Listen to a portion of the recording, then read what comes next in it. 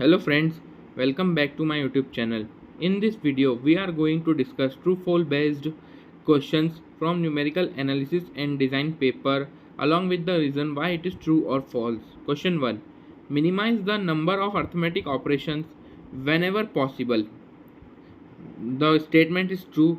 The reasons are there are several reasons why it is beneficial to minimize the number of arithmetic operations whenever possible. First, efficiency. Performing arithmetic operation is a computationally expensive process. By minimizing the number of operations required, we can improve the efficiency and reduce the processing time. Second, accuracy. Each arithmetic operation introduces a certain degree of error which can accumulate over multiple operations. By minimizing the number of operations, we can reduce the overall error and improve the accuracy of the result. Option 3. Robustness. Arithmetic operation can be lead to numerical instability and divergence, especially when dealing with large or small values. By minimizing the number of operations, we can reduce the risk of numerical instability and make algorithm more robust. Reason 4. Memory usage. Each arithmetic operation requires storage space in memory. By minimizing the number of operations, we can reduce the memory usage and optimize the use of available memory. Reason 5. Overall, minimizing the number of arithmetic operations can lead to more efficient, accurate, and robust algorithm with lower memory requirement. Let's move on to the next question. Question number 2. Avoid taking the difference of two nearly equal members whenever possible by alternate formulation of problem. If it cannot be avoided, then take the difference before doing other operations. True. Explanation. Taking the difference of two nearly equal members can lead to loss of accuracy and numerical instability, especially when dealing with floating point arithmetic.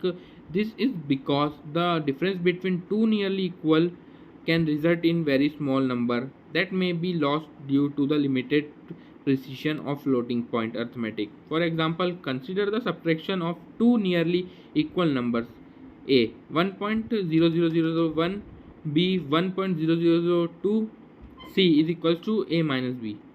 In this case, the value of c is very small and may be lost due to the limited precision of a floating point arithmetic. This can lead to inaccurate results and numerical instability, especially if c is used in subsequent calculations. To avoid this problem, it is recommended to use an alternate formulation of the problem that avoids taking the difference of two nearly equal numbers. This can involve algebraic manipulations or recording of the calculations to reduce the sensitivity to small change in the input. If it is not possible to avoid taking the difference of two nearly equal numbers, it is recommended to take the difference between before performing other operations. This can help to reduce the impact of the loss of precision and improve the accuracy of the result. Overall, avoiding the difference of two nearly equal members and taking the difference before performing other operations can help to improve the accuracy and numerical stability of algorithms that involve floating point arithmetic. Question 3. Adding or subtracting numbers starting with the smallest number and works with numbers in ascending order. This is true. Explanation. Adding or subtracting numbers starting with the smallest number and working with a number in ascending order can help to improve the accuracy and numerical stability of the calculation. By working with numbers in ascending order, we can also reduce the accumulation of rounding errors and numerical instability. This is because rounding errors accumulate more rapidly when adding or subtracting large numbers, while small numbers are less sensitive to those errors. For example, consider the following calculation: a is equals to 1.23, b is equals to 0.004, c is equals to 45.67, d is equals to 0005. If we add these numbers in descending order, we get result is equals to a plus c plus b plus d is equals to 46.9035. However, if we can add them in ascending order, we get result b plus d plus A plus C is equals to 46.9035. In this case, adding the small number first reduces the impact of rounding errors and improves the accuracy of the result. Overall, adding or subtracting numbers starting with the smallest number and working with the numbers in ascending order can help to improve the accuracy and numerical stability of the calculations, especially when dealing with floating point arithmetic. Question 4. Do does not formulate an algorithm that tests whether a floating point number equals 0. This statement is true. Explanation. It is not recommended to formulate an algorithm that tests whether a floating point equals to 0 because floating point numbers are not exact and their values may be subject to rounding errors. Due to the limited precision of floating point arithmetic, it is difficult to represent certain number exactly, including 0. This means that even if two floating point numbers are mathematically equal to 0, their representation in memory may differ due to rounding error.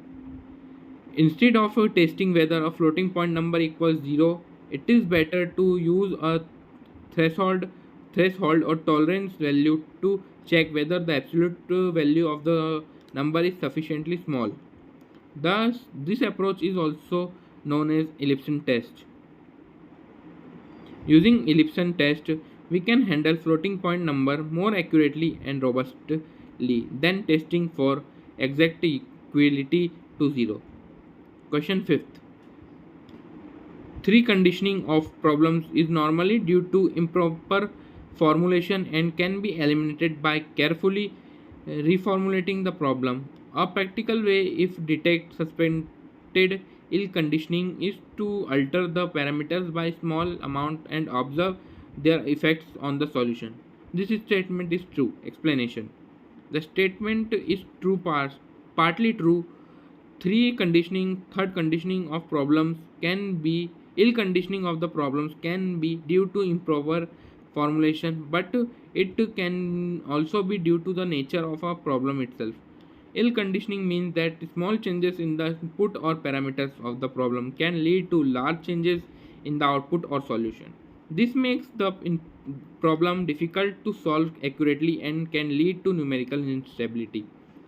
One way to detect suspected ill conditioning is indeed to alter the parameters by small amount of their effect and solution.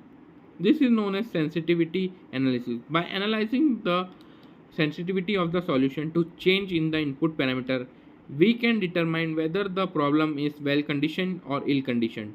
If the solution is highly sensitive to small changes in the input, then the problem is likely to be ill conditioned. Therefore, while detecting suspected ill conditioning through sensitivity analysis in a useful first step, addressing ill conditioning may require a more thorough analysis and reformulation of the problem.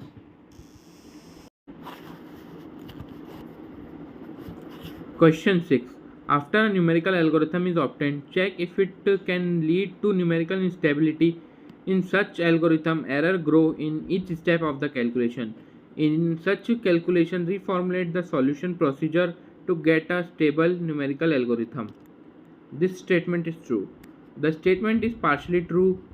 Numerical algorithm can indeed lead to numerical instability where errors grow in each step of the calculation. This can be due to a variety of factors such as ill-conditioned problems, numerical round of errors, or instability in the algorithm itself. To ensure numerical stability, it is important to carefully analyze the algorithm and its implementation to identify potential source of instability.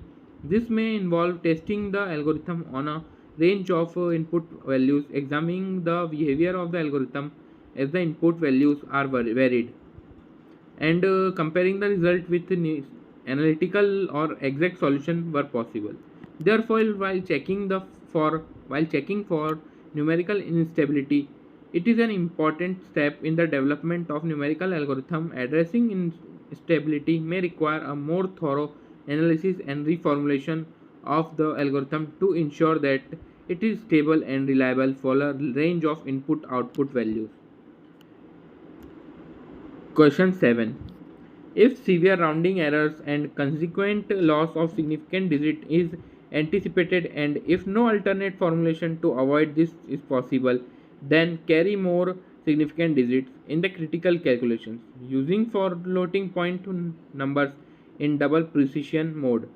In this mode, the length of the mantissa is twice the of the other floating point quantities. The statement is true. Severe rounding errors and consequent loss of significant digit can occur in numerical calculations, particularly when dealing with quantities that vary widely in magnitude or when performing operations on values that are close to the limit of machine precision. In such cases, if no alternate formulation is possible to avoid this loss of precision, carrying more significant dissent in a critical calculation can help to minimize the impact of rounding off error. One way to achieve this is by using floating point numbers in double precision mode, which allows for twice the number of digits in the mantissa compared to the standard floating point numbers. This can help to increase the precision of a critical calculation and reduce the potential for rounding errors to affect the accuracy of the final result. However, it is important to note that increasing the precision of the calculation can also increase the conceptual cost and memory requirement of the algorithm. Therefore, it is important to carefully balance the need for precision against the computational resources available and to consider alternative methods of formulations where possible to reduce the impact of rounding error on the final result. Question 8. Double precision requires large memory space and slow down calculations. The statement is partially true. Double precision requires more memory space than standard single precision.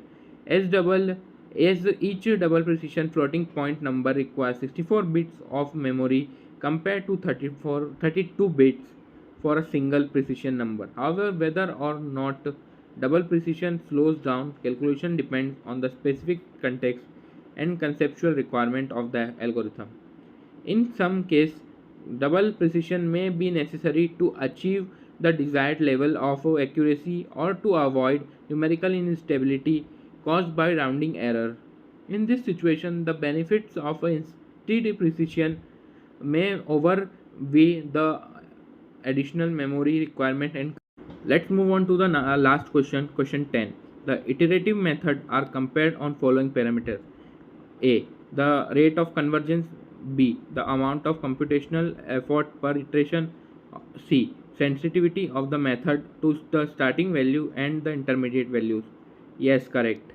The iterative method are commonly compared based on the following parameters. A. Rate of convergence. It refers to how quickly the iterative method converges to the desired solution. The faster the rate of convergence, the better the method. Amount of computational effort per iteration. It refers to the amount of computational required to obtain the next approximation in the iterative process. A method that requires less computational effort per iteration is preferred. C. Sensitivity of the method to the starting value and the intermediate value. This refers to how sensitive the method is to the initial guess and intermediate values used in the iterative process. A method that is less sensitive to the initial guess and intermediate. Thank you for watching.